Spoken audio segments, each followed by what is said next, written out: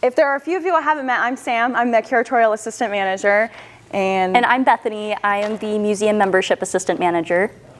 And today we prepared a special presentation about Sarah Bernhardt because we know most of you know a lot about Mucha at this point. This is the last Mucha weekend, so I think we've kind of talked Mucha to death a little bit. But in honor of Women's History Month, which is March, we wanted to do a spotlight on Sarah Bernhardt because she has just an amazing life story and some very interesting things to talk about. So that's what we're going to get into today. So we wanted to begin the presentation with this quote from Mark Twain. He says there are 5 kinds of actresses: bad actresses, fair actresses, good actresses, great actresses, and then there is Sarah Bernhardt. So I know some of us are familiar with Sarah Bernhardt and know a little bit about her, but she was incredibly famous, and this quote from Mark Twain sort of tells us about her impact on the world through her acting career. So, in her early life, she was born Henriette Rosine Bernard, later known as Sarah Bernhardt, and she was born in France on October 22nd or 23rd in 1844, but that is not for sure. The records of her birth were held in the Hôtel de Ville of Paris, and it burned down during the communist uprising. So I think that she leaned into the fact that she could kind of create her own narrative of her life. Her mother was Judith Bernard. She was a Dutch Jewish courtesan, which means she had a lot of gentleman callers. And the identity of Sarah's father is unknown. And as a young child, she insisted on being called Milk Blossom, which is really a funny nickname. But so as Bethany was sort of insinuating at the beginning, we don't know the hard and true facts about Sarah Bernhardt. Even her birthday is contested. She actually might be a little bit older than this. And this is because, one, those records were lost, but two, she really embellished her life. So she has several memoirs that she wrote, and even in these memoirs, she told some fibs or skewed the truth a little bit. So in her memoir that's called My Double Life, which is still a fascinating read, even though some of it may not be true, she begins this story of talking about her childhood. And as she was a young girl, she lived with a nurse in Paris, which was pretty common during this time. But her mother was traveling a lot, so she really didn't see very much of her mother. She didn't see very much of her younger sisters or her aunts. She had sort of sporadic visits from them. So she lived with this nurse, and she begins the memoir with this story of her sitting in her high chair when she's about 3 or 4, and her nurse is in the garden. Her nurse's husband is ill and bedridden, but he's in the home. And young Milk Blossom actually falls out of her high chair and flings herself into the fireplace. And so her nurse comes running. All of the people around the neighborhood or the town come running to aid her. They scoop her up out of the fire and dunk her into milk to soothe her skin from the burns. They also come and they put butter on her burns to sort of as a salve to heal her. And historians think that this probably didn't happen. So Sarah walks away from this experience with no scars, with no evidence of this. But regardless, she tells us this story because she wants us to think something about this, right? So a lot of historians like to theorize that she's telling us this because she is really feeling this absence of her mother in her young age. And so she's trying to tell these stories to sort of get attention and maybe get attention from her mother and show this sort of contested relationship that she had.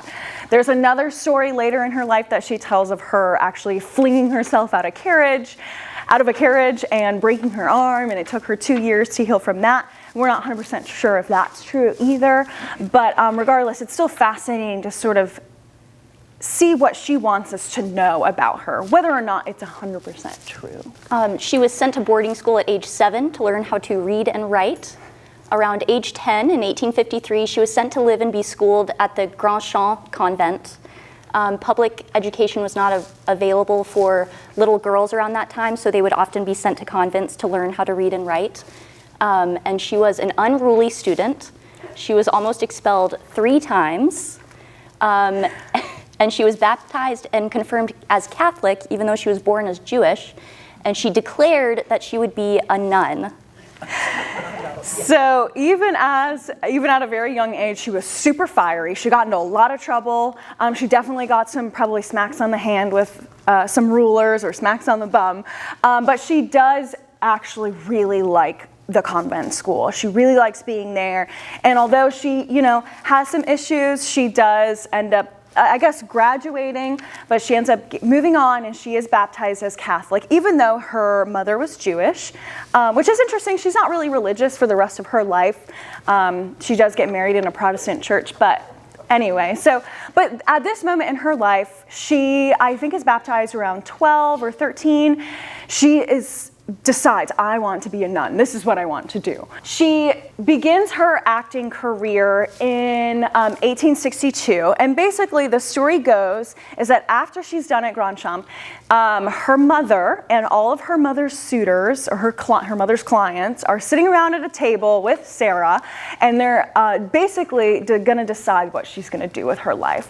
And so at this meeting, Sarah is dramatically declaring, please send me back to the convent. I want to be a nun. I want to be a nun. And it is said that one of her mother's wealthy clients, Charles Duc de Morny, he was a French politician, said, that girl needs to be on a stage, because of how dramatic she was in this sort of declaration of what she wants to do with her life. So that's the story. Duc de Morny pulls some strings and then gets her into the Paris Conservatoire, which is the Paris Conservatory, to study acting. And she made her acting debut playing the role of Racine's Iphigenie, and she left the Comédie Française in 1863 due to an altercation with an established older actress.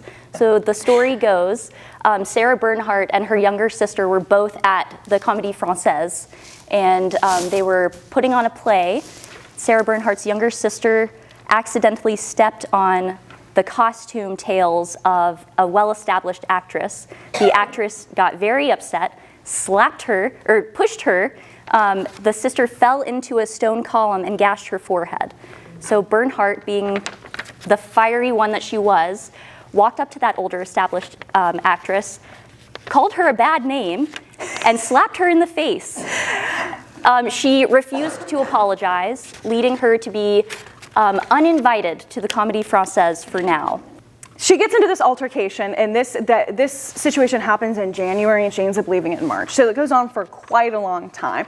So Bernhardt's acting career is not off to a good start, and this role of Iphigenie that she plays from Racine's play is not well reviewed at all. She does a very poor job. She suffers from stage fright, and she's overall just a little bit inexperienced. Her teacher actually says, so Bernhardt apologizes to her teacher for a bad review or a bad performance, and her teacher says, I will forgive you, and you will learn to forgive yourself. But Racine will never forgive you for this performance that you gave. So sort of a harsh review. But Bernhardt is very persistent, and she keeps going and is very determined to make her way into the theater. So after her departure from Comédie Française in 1863, she actually gives birth to her only child, Maurice, in 1864. So we don't know who the father of her son is. People speculate that it is actually Prince Henry of Belgium. It's rumored that he actually proposed to her and tried to, claim Maurice as his own, but being the son of political leaders, they quickly whisked him away. Bernhardt herself is an illegitimate child. We don't know who her father was.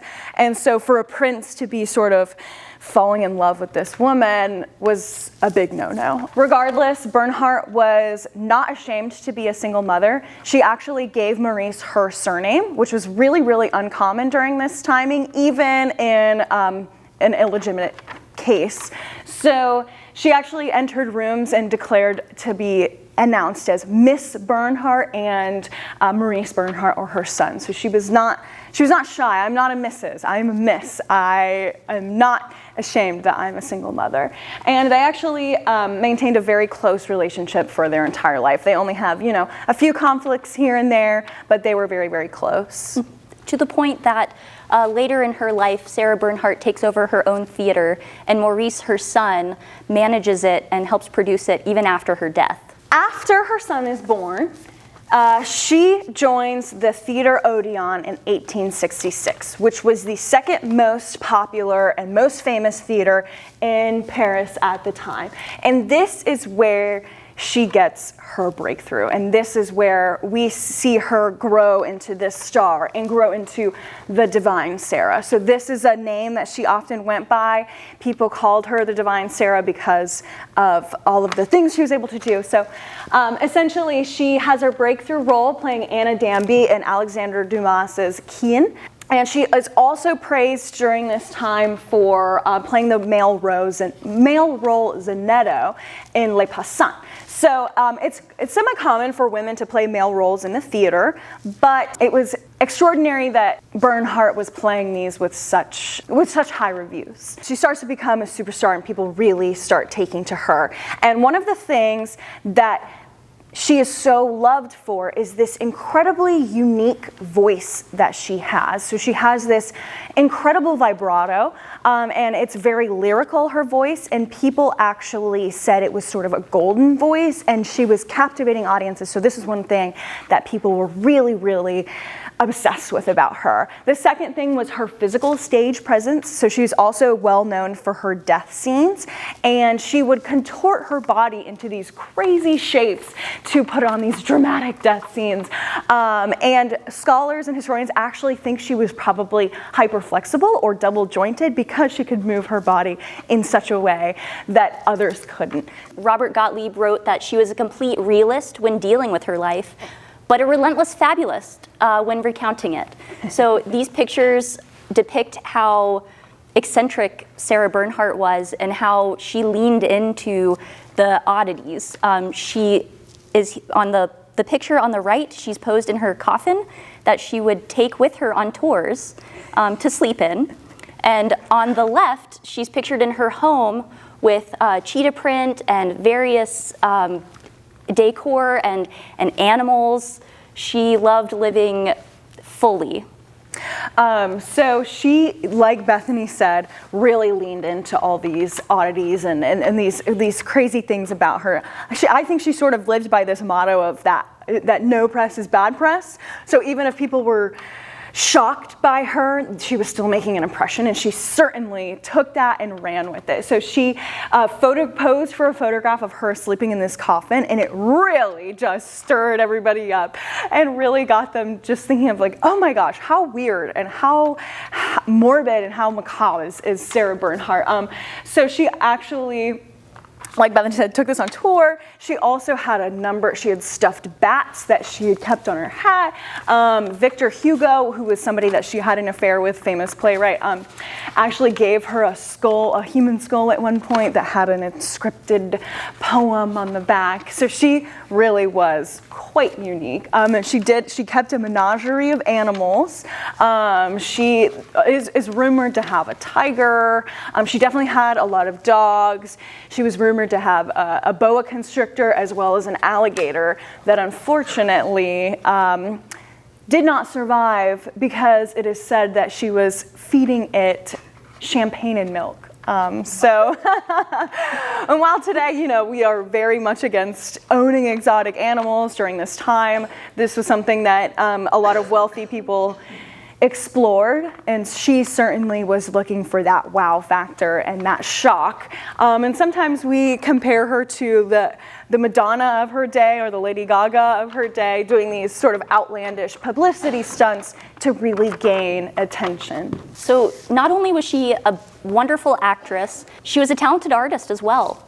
These are her works that you see right before you. The sculpture to the left is Après la tempête. It's a sculpture based on a situation that she saw on a beach, I believe in Brittany. This young boy had washed ashore and his grandmother came and lamented his passing. He got caught in some fishermen's nets and unfortunately drowned.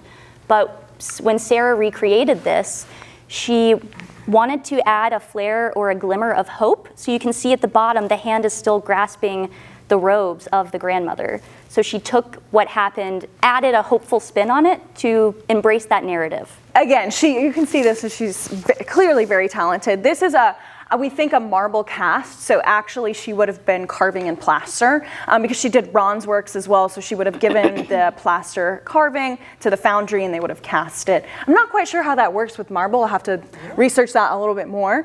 But the original plaster cast for in English, it's After the Storm. It won a silver medal at the Paris Salon. So she was exhibiting at the Paris Salon, which was sort of the foremost exhibition space prior to the Paris Exposition being held in 1900. And she exhibited there too, alongside none other than Alphonse Mucha and Louis Comfort Tiffany, who we've talked about in the exhibition. Really incredibly fascinating. You can also see this picture of her over here on the right-hand side. And she's also wearing pants. She's wearing sort of a pantsuit, which was very, very scandalous at the time as well. I think she looks quite stylish. And you can see there's a bust over there that she had carved. So really, really interesting. A lot of people don't know this about her, I think. You know, she's much, much more known for her theater career, but we have a few more pictures of some works. So this is another work that she did, and this is actually called Self-Portrait as a Chimera.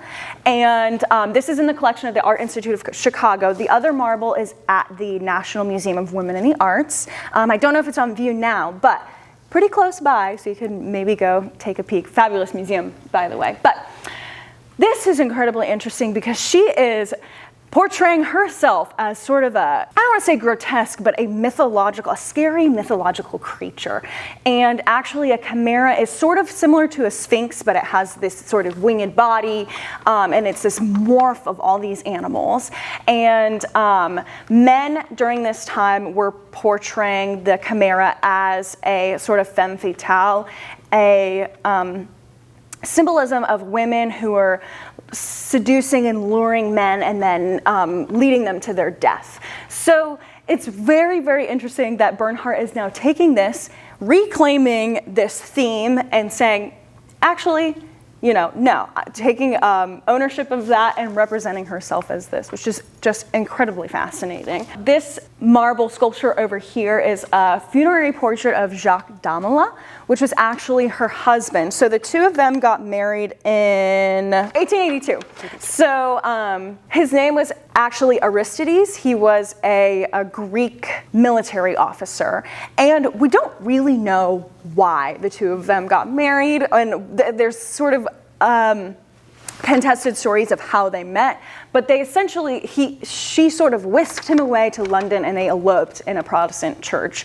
So really, really interesting. They actually didn't have a very good relationship. It was, they fought a lot. He had a lot of mistresses. There was actually a moment where she said that they slept in different houses. So they didn't quite get along, and he actually died from an opium overdose in 1889. So it was a short-lived marriage. But regardless, she wore mourning clothes for a year after his passing, and created this artwork in his honor. So it's quite interesting. So Bernhardt had a lot of affairs, some rumored with Victor Hugo and the father of her son, which was the Prince of Belgium. All of the men that she shared the stage with, yes, allegedly. These male roles. So it's really interesting to see this relationship between this man and her. But regardless, she still, clearly had some respect for him to make a beautiful, beautiful memorial for him. Even though she didn't quite find the love of her life with Jacques Damola, she likely had the love of her life with Louise Abémat, who was a fellow French sculptor, painter, and engraver. And Abémat was well known within the lesbian circles in Paris, and they met in 1874 and maintained an incredibly, incredibly close relationship until Bernhardt's death in 1923. And they also were making artwork back and forth for each other. They spent an incredible incredibly, a lot amount of time together. And so it begins this sort of communication back and forth through art begins in 1875 when Abema makes this bronze medal with the portrait of Sarah Bernhardt. And then in response, Bernhardt creates this beautiful marble bust in 1878 of Louise Abema. If you all recall, in her coffin picture, the bust of Louise Abema can be seen at the top left corner. So she slept with Louise's bust right by her side. So then Abema created numerous sketches, paintings, sculptures of Sarah Bernhardt. This is the two of them on a lake feeding some geese and some ducks. How cute, how charming. This is actually in the collection of the Comédie Française. They acquired this after her death. This was really interesting. And then you can see over here is another portrait of Sarah Bernhardt in 1883. And some historians say that it's actually really interesting the way that Abema portrayed Bernhardt, and some of these sketches that I don't have any pictures of, but you can actually see her body in motion. And while we do have some film clips of Bernhardt, her sketches give us even more insight into how her body would have moved and how that physicality and stage presence would have been presented to people. In 1908, Sarah Bernhardt creates an additional sculpture embracing hands of Sarah Bernhardt and Louise Abema. So on this side, there is Sarah Bernhardt's signature. On the right side, it's Louise Abema's signature, and the two of their hands are embracing. And this sculptural pose was actually pretty much reserved for married couples. So they were not married, but they have this just beautiful sculpture and wonderful history.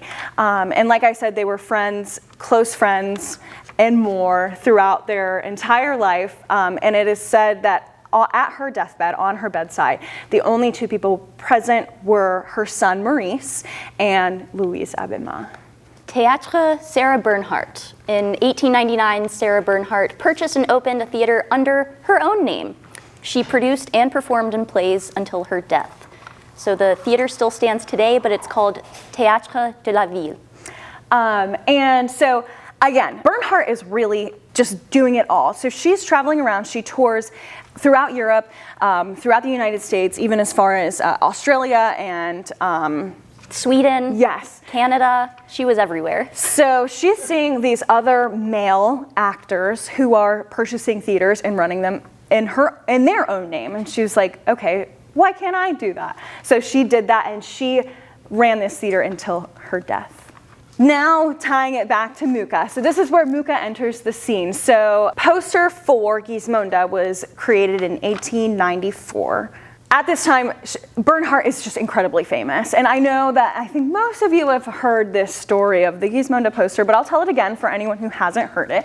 So Alphonse Mucha is sort of not really much of anybody by this time. He is doing some work, but he doesn't make his mark on the world until this moment in 1894. So he's working at a print shop, and Bernhardt calls the print shop, and she's like, I need a poster for my new production of Gismonda. And Mucha happened to be the only person at the print shop because it was near Christmas.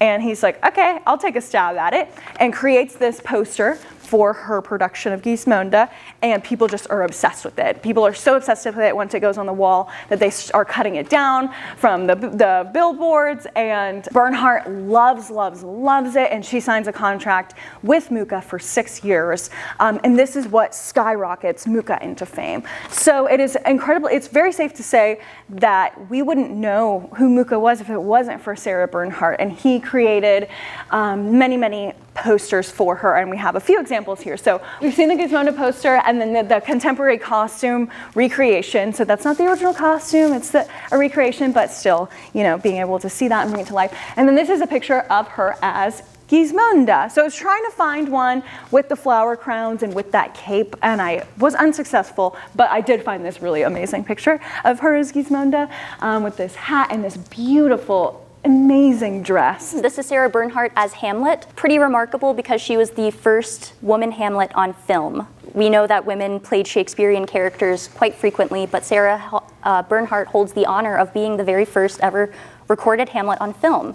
And to the right is the poster that Mucha created for that production. This is her character, Lauren Sacchio. I know we've seen this kakemono and this costume recreation, and so here she is again just playing that role, who is another male character that she played. And then we've also seen this is on view in the exhibition, La Dame à Camélia, and it makes a nice appearance in the immersive as well. Really taking the world by storm with all of these death scenes.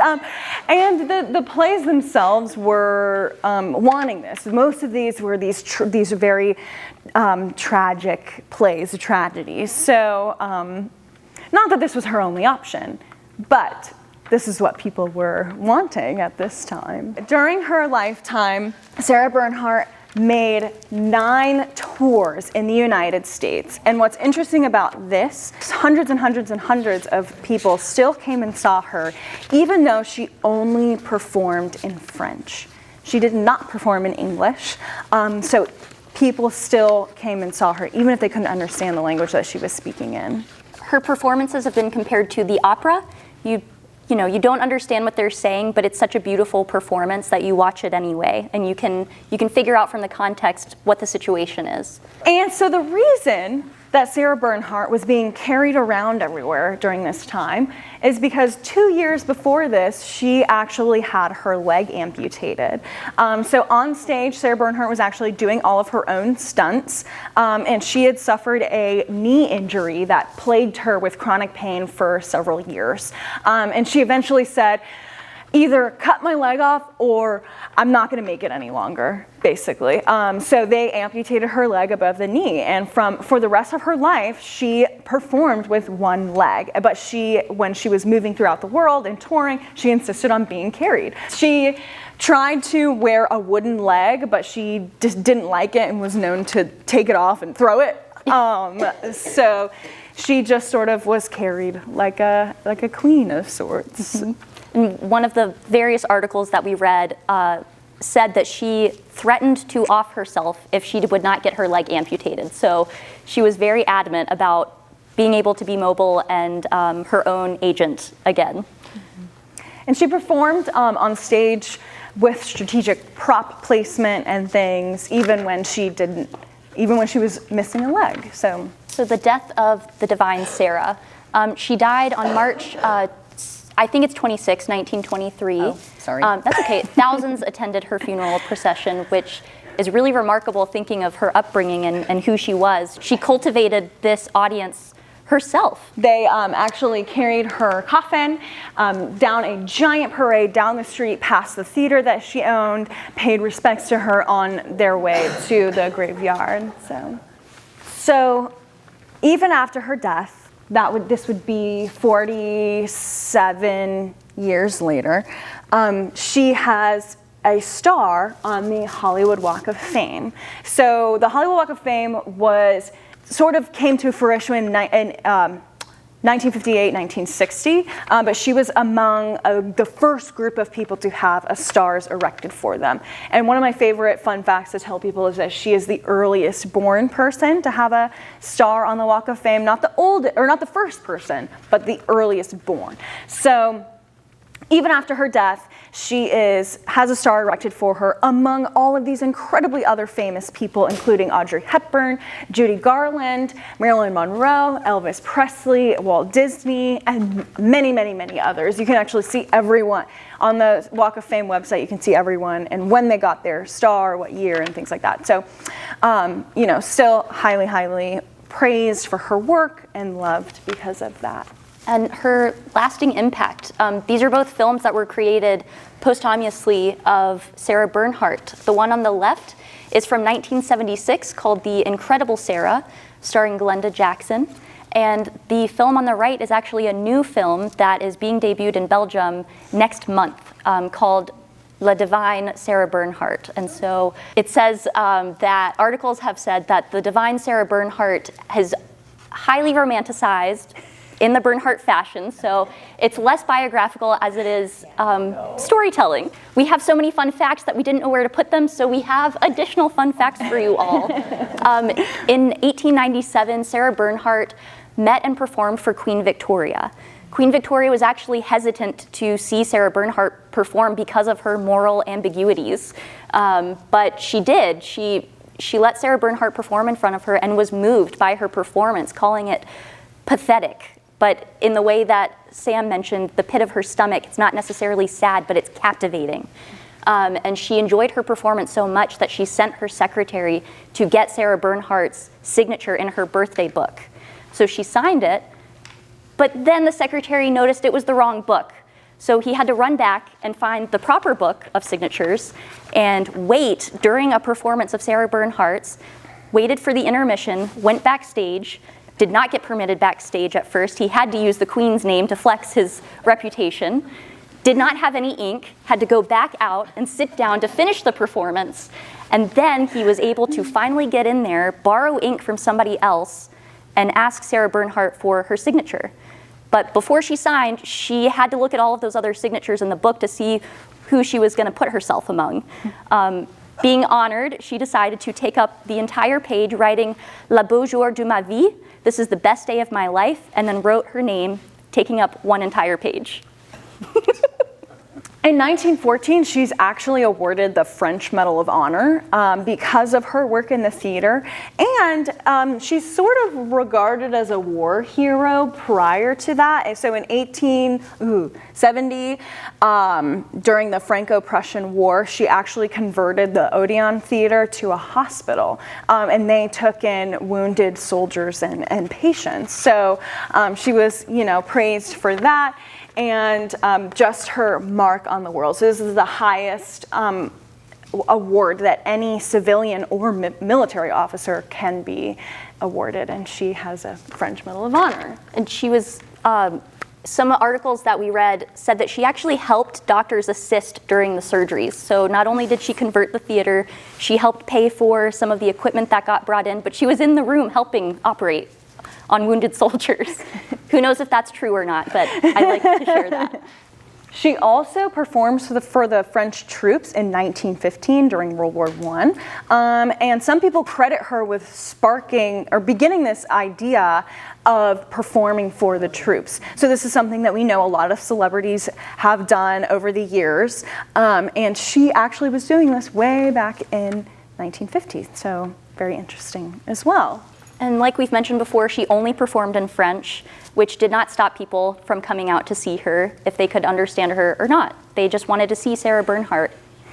And she played at least 70 roles in 125 plays, probably more than that, but those are the numbers that we could find. Mm-hmm. And several films, I don't know the exact number, but she was one of the first actresses to play on stage and then transition into film as well. So we have just a few more pictures that we just loved, but we didn't have anywhere to put them in. So we just have them at the end so you all can see them. This is from 1885, Weeping Bernhardt.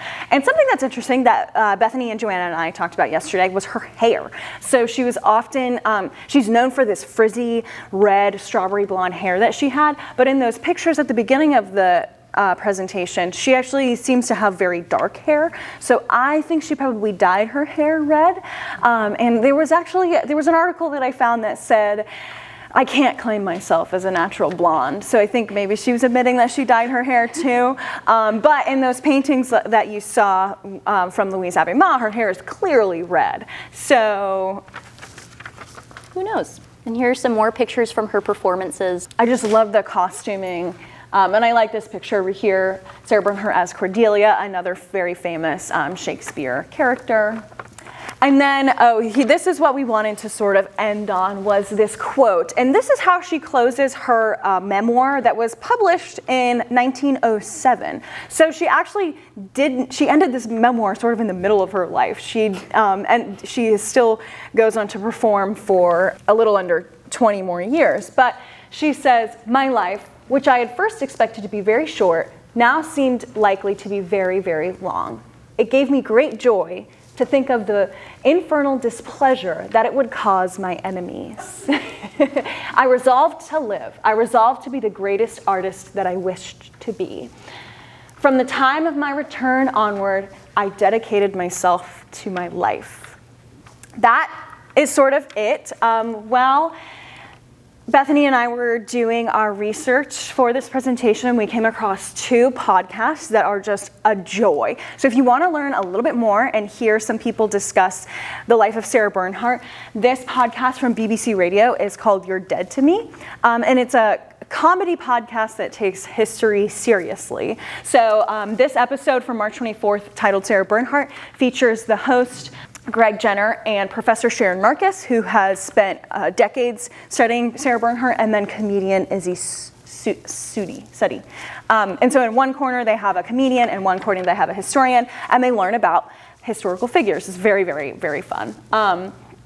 And the second is Unruly Figures, and this is hosted by Valerie Castellanos-Clark, and she actually references You're Dead to Me a lot, but then she does expand a little bit more on some of Sarah Bernhardt's love affairs and some other things that they don't touch on in here. So both very enjoyable. I encourage you to check them out if you're interested. You can listen to them just online or on Spotify or on Apple Podcasts, pretty much anywhere.